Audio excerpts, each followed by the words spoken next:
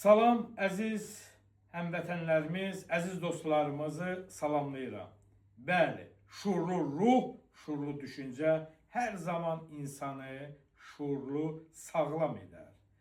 Mən beynəlxalq hüquq eksperti olaraq beynəlxalq hüquq müdafiəsi üzrə fəlsəfə doktoru İsmail Zalov Kung Fu Federasiyasının hüquqşünası olmağımla mən fəxr edirəm ki, həqiqətən də Kung Fu Federasiyasının gözəl bir məqsədi, məramı vardır.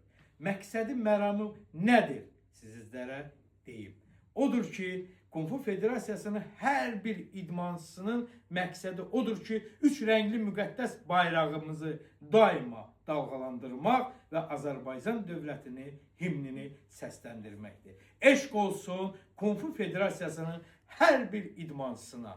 Kung Fu ilə biz fəxr edirik.